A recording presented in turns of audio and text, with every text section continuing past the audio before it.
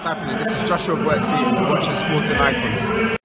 Right, so much like the previous video there for Dylan White and Derek Chisora, where I gave you guys the full undercard, go give that one a watch. On this one, Josh Warrington versus Frampton for the IBF World Featherweight title.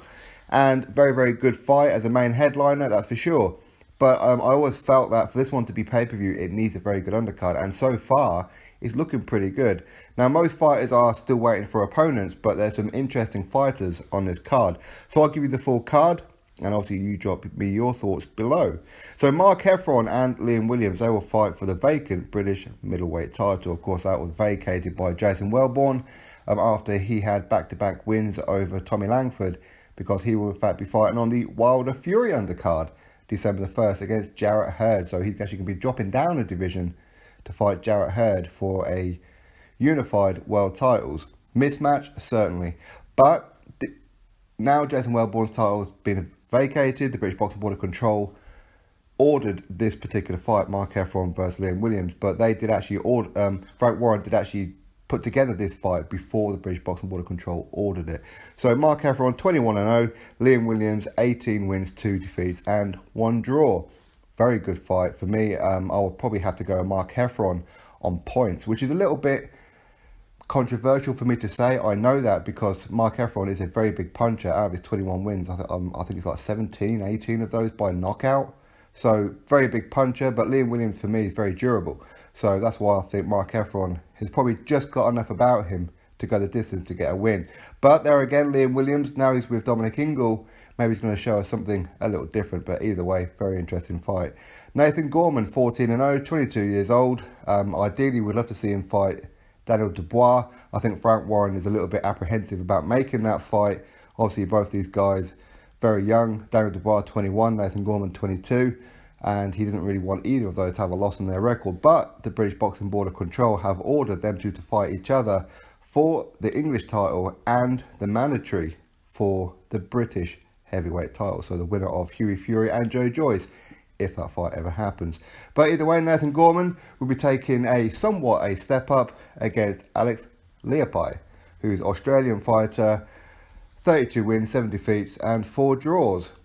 He did fight for a world title once upon a time against Vladimir Klitschko. That was certainly a cherry pick on Vladimir Klitschko's part, in my opinion, at least anyway.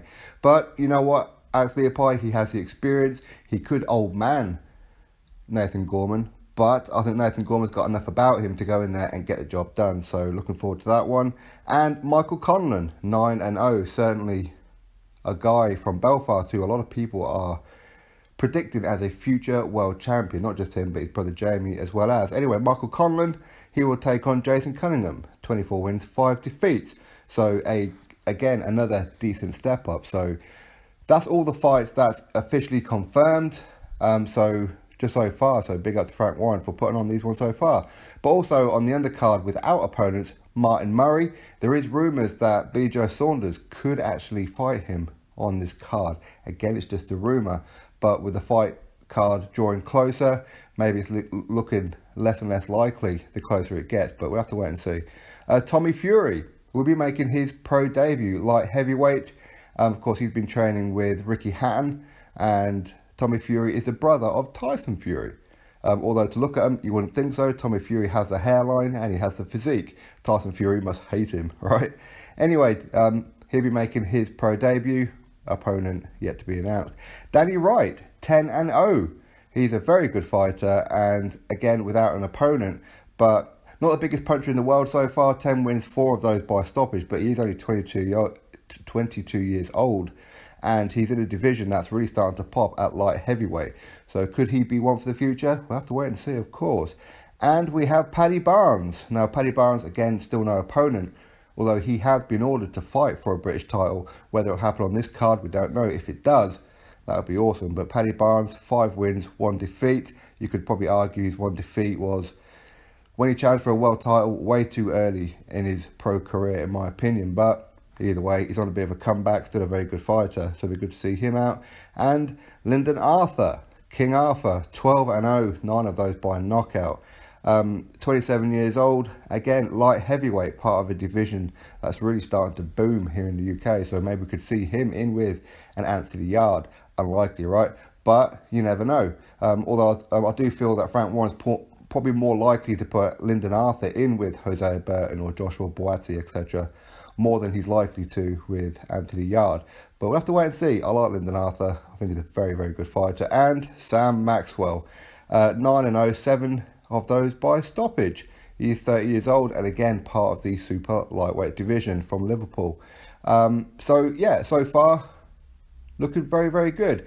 It is going to be competing with the Dylan White, Derek Chisora card on the exact same night. Both of these are going to be pay-per-view. How much will this pay-per-view be on BT Sport? No idea. I'm hearing that it could be a couple of pounds cheaper than the Sky Sports one.